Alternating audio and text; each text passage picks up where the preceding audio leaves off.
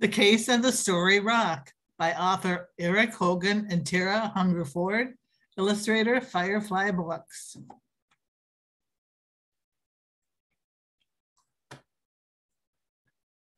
Scott and Daisy are on an expedition.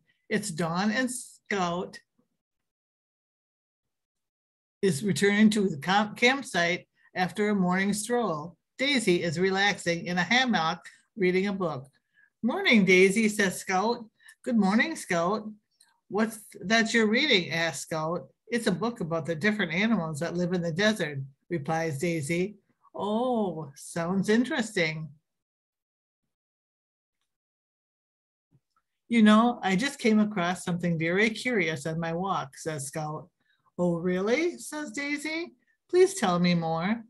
Well, I found a rock and it told a story, continues Scott. Wait, what? A rock told you a story? Asked Daisy. Yes, it told me a story about dinosaurs, says Scott. That's fascinating, Scott. But how can a rock tell you a story about dinosaurs?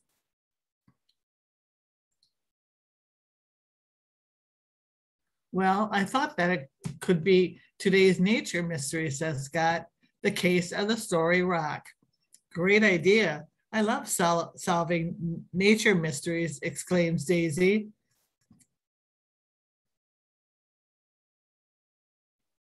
Scott cracks open his field notes. I sketched some clues that will help you solve the mystery.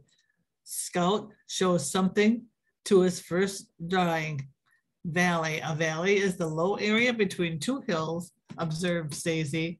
There's one over there. Let's go.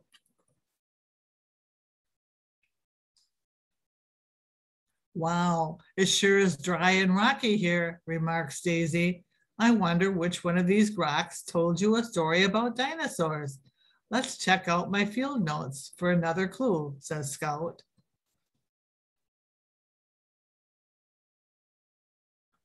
A shovel?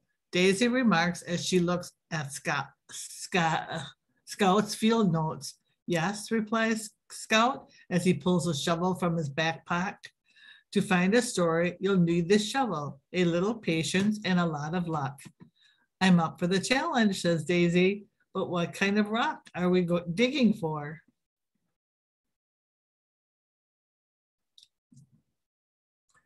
This next clue will help you, says Scout, pointing to his field notes. A spiral, notes Daisy. All right, let's dig. Scout and Daisy scan the rocky valley, scraping and digging at the surface. Ah, look what I found, exclaims Daisy. It's a spiral-shaped rock. Awesome, says Scout, carefully brushing away the dirt.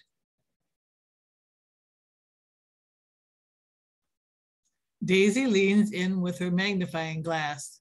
Cool, it's a fossil, isn't it? It sure is, says Scout. Let's head back to the campsite, says Daisy. I've got a book there that can tell us more. Back at the campsite, Daisy reads aloud from her book. Fossils are the remains of ancient animals and plants.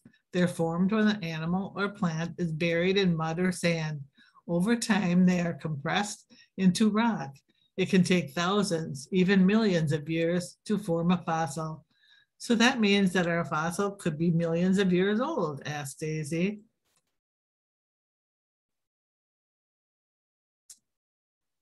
That's right, says Scout.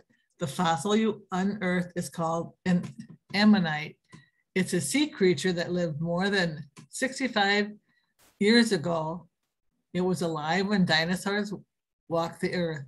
That's amazing, remarks Daisy. So if my fossil came from the sea, that means the valley we walked in used to be full of water. That's right, says Scout. Have you seen the Case of the Story Rock yet?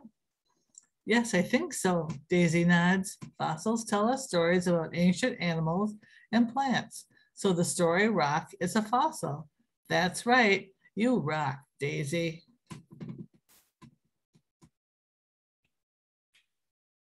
Now let's pause and have a mindful moment, begins Scout. Every rock tells a story. The next time you pick up a rock, Notice the size, shape, and color. Notice the texture. How does it feel in your hands? Some rocks are rough and some rocks are smooth. This rock is smooth, and I can see different colors and layers inside, says Daisy. It's a beautiful rock.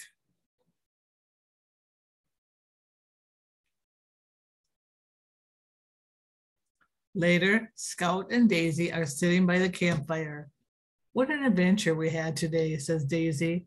It's another chapter in the story of our friendship, adds Scout. I can't wait for the next one, says Daisy.